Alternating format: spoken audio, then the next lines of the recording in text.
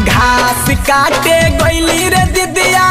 घर के पिछवा रे परधनवा के रहर में तब वही मुखिया के रहर में तचोरवा टांग ले गई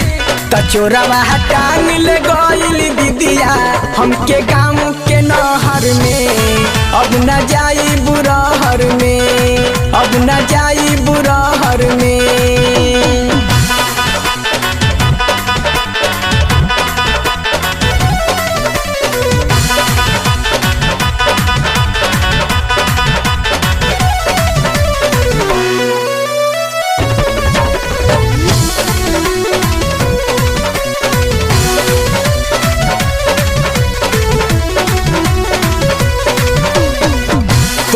पल समान हमरो